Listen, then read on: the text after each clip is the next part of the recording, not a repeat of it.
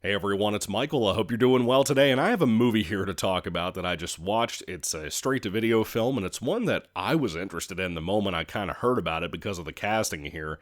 I went into it knowing nothing about the plot. I'll get to that in a second. This film came out in 2024. It's called Armor, not to be confused with the Matt Dillon thriller from 2009 called Armored. That's a great one. If you want to check it out sometime, I really recommend that flick. I don't know why people hate it so much. It was straight to video too back in the day, but that was a really, really great flick. This movie's kind of a ripoff of that movie, to be honest with you. This one, surprisingly enough, for anybody who doesn't know, if you're not looking at the picture here or paying attention, it's Sylvester Stallone and Jason Patric. Now, Sly probably shouldn't be on the cover as largely as he is. He's literally put in front of Jason Patric, and that's for marketing reasons. He filmed like one day on this movie. I would say he's in like 10% of the movie. He got $3.5 million from what I understand online to do one day of shooting. How crazy is that, man? That's so cool. That does not bode well for the film. But I love Jason Patric. You know, he's Michael from Lost Boys. He's Sienna's dad in the Terrifier films. I love this other movie he did in the 90s with Ray Liotta called Narc. If you haven't seen Narc, it's incredible, man. I love Jason Patric. Both of these actors are accused all the time of not having the ability to act and express themselves more. And I think that's unfair. I think both of them are so talented. So I was excited for this, as a fan of both of them, whether the movie was good or bad. It reminds me of the kind of cover, poster, and advertising and stuff when you had advertising for it. Kind of like this movie I saw a while back with Hayden Christensen and Bruce Willis years ago. I think it was called First Kill or something. It looked like that kind of movie. I didn't hate that movie, so I was like, okay, maybe people are being kind of harsh on this film. To be honest with you, I think that's a lot of the problem here. I looked at IMDb. I don't know if I mentioned this yet in this attempt to record, but this movie has a 3 out of 10 on IMDb, which is, to me, crazy. I feel like, look, man, this movie has its flaws. Before I even get to the plot, this movie has its flaws. I'm not trying to defend it in any way, fashion, or form, but what I would say is, people nowadays, their entire personality is snark. And I even see people like in the reviews on IMDb using the phrase geezer teaser, which Red Letter Media swears up and down that they heard that online too, that's what you call things like Bruce Willis movies and stuff that are straight to video, or older Nick Cage movies straight to video. But I swear to God, I had not heard of that phrase and seen it everywhere until Red Letter Media made a video talking about it, and now it's everywhere. This 2024 film, it's kind of like a heist thriller. It feels very 90s, and like I said, it's very much kind of a ripoff of Armored from 2009. But I think Armored is way better than this flick. So, same concept essentially. Stallone is the leader of some bad guys that are committing robberies and heists and that kind of thing. He's not a great villain because the writing's not really there for him. Apparently there was a lot of behind-the-scenes drama with the directors. Like, apparently one director put his name on the film, who may or may not have been, like, the main director of most of the film. There's a lot of discussion on that. I think it was filmed in 9 days, and it kind of feels like that, to be honest with you.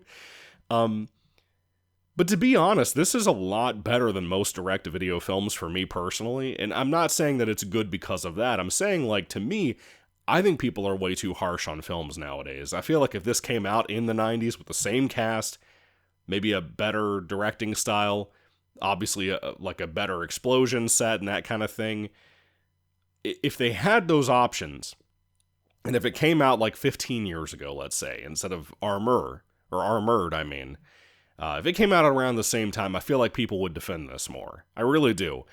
People are too hostile about movies now. The script ain't great for this, like I said. The characters aren't great for this. But it has its moments, and to me, I still enjoyed this more than most mainstream films. And a lot of that has to do with Jason Patric and his arc as a character. Now, after rambling for so long, I'll go more into it. I talked about the heist part of it. The real focus here is Jason Patric and his son, who's an adult. They both have an armored truck. They both work as kind of, drivers and whatnot, transporting money in one of these bank, huge armored trucks. And they're going over a bridge at one point, and Sly and a bunch of his bad guys on two different sides of the bridge show up, and they're kind of small town armored truck, by the way. That's kind of what they are. And again, the truck is kind of falling apart a little bit. They trap this truck and basically strand it on the bridge and hold those guys hostage, but they won't leave the truck. Again, very much like the 2009 Armored movie with Matt Dillon. They won't leave the truck. The son actually gets injured at one point in a shootout outside of the truck. They actually have the whole truck turned over sideways, by the way, because of what they do to it. And it basically, they're stranded, and all of those bad guys have guns, like assault rifle guns. So they're in a dangerous, horrible situation. And that would be scary to me. And Jason Patric does not have, he has a good relationship with his son, but they have a troubled past. I don't want to get into that too much. But also, Jason Patric's character is an alcoholic who also has been lying to his son for a long time. And he's also the leader of AA meetings, as far as I know, from the beginning of the movie. But he's an alcoholic, and he's not drunk during this film. That's not where I'm going here. But he's been the type who will put vodka, which has no smell, as far as I know. I don't know, I've never drank actually, but that's what I always heard. He'll put it in a thermos and drink it in front of his kid, and somehow his kid doesn't realize this when they're working together side by side in the fucking truck all the time. That's a little stupid. But I like that character arc for Jason Patric. I think he does a good job here. And it's kind of that type of thing, too, where Jason Patric is playing a role, and I think the movie plays up on this a little bit, of a dad, even though he's older and his son is a grown man, you're still his dad, And I like that it hits on that some, especially with the son being kind of wounded here and them being stranded. Tensions are high. The movie doesn't capture that, though. You know what I mean? I don't think it does a good enough job with capturing the tension of the situation they're in. Maybe that's because of some of that behind-the-scenes drama. Maybe it's because of the director that took over that I can't name. I don't know. But I will say the film is faulty. I'll also say there are moments with some CGI and not really explosions as far as I can tell, to be honest with you. Those looked like practical effects. But at one point there's something involving some water, and I don't want to go into that anymore. That water is CGI. There's no getting around it. That is CGI water. And it looks like shit, man. But again, aside from something like that a lot of lower budget filmmakers do for the sake of money and what they can afford to dump into a movie like this, which it seemed like they had a higher budget than we realized, being able to pay that much to Stallone,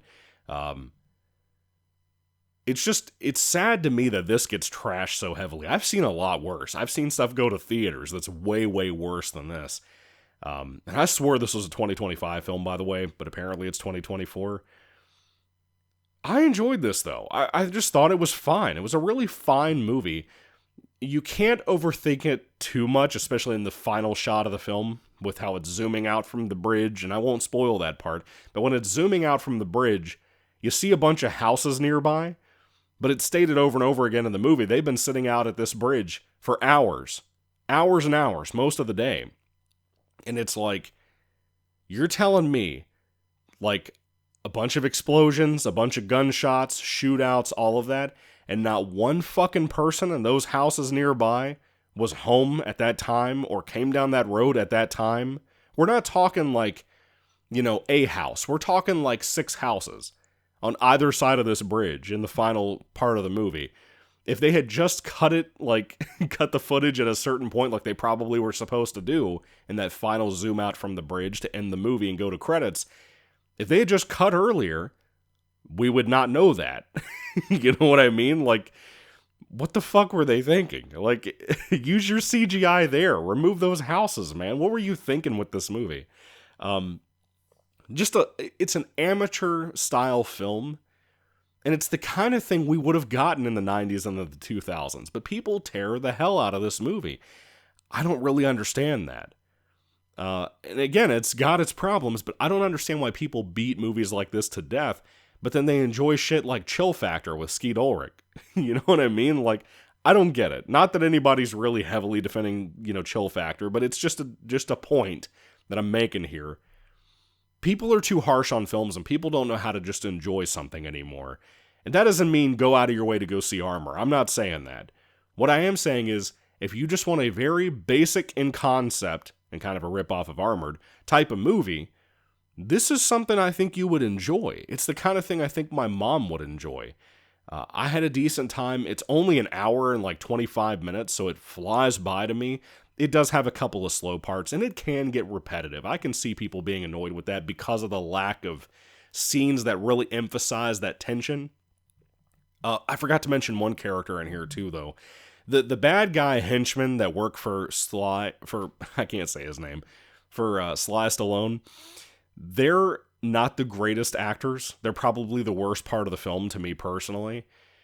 But there's one particular guy who's a fucking nut job, and like he just wants to kill Jason Patric and the other guy and get the heist over with. And he's really hostile, and people are like worried on the team, like, is this dude gonna snap and kill all of us first just to get to those guys and get this whole heist over with? So there's a little bit of tension there with him, but it should have been even more aggressive in the film. But I feel like that probably would have been annoying to people, because this dude literally, he's walking around with like bug eyes. And I'm not mocking how he looks. I'm saying like his character, like that's what he does. He looks psychotic, and he looks like he'd actually be scary to meet that guy in person if he acted like this. But yeah, I don't really understand the hatred for this film. Maybe it's my low expectations for movies anymore. Maybe it's my love for Jason Patric and Sly Stallone. I don't know, but I think they do a good job when Sly is in the film. Again, he's in it for like 10% of the movie. But the guy playing the son, I think, does a pretty good job here too. This movie's not going to be for everybody, but if you like just general thriller, heisty types of films, this is not bad. This is not the worst thing I've ever seen. I think this is probably one of the better, newer films I saw this year, to be honest with you. That's not saying it's great. It's very, very generic. Even compared to most straight-to-video, again, things like that Hayden Christensen, Bruce Willis film I mentioned, that I think is called First Kill. Even compared to something like that, this is really solid for what it is. It's got its problems. It's got really stupid shit in it, like the houses in the background that I talked about later on at the ending of the movie. But this is not the worst thing ever, and I really don't get the hatred for it. I don't know. Maybe it's just me. I don't know. But I would love to hear your thoughts about Armor down below if you haven't seen it before, or if you have seen it. Do you plan on watching this after my mild, I don't know if I'd call it a recommendation. I was going to say after my recommendation, but I don't really know if I would say that. Even if you like these two guys, I don't know if I'd recommend it, to be honest. But, like, if you saw this and you saw the 2009 Matt Dillon film I talked about called Armored, which one do you prefer? I'd love to hear your thoughts on that down below. Like I said, I clearly prefer Armored with Matt Dillon. I think it's fantastic. I'm really surprised people don't love that, or that it's considered like a hidden gem or something. So anyway, Armor, let me know your thoughts and comments about it down below. I'd love to hear everything you have to say. Thank you all for watching, guys. God bless you all. Catch you later, and goodbye.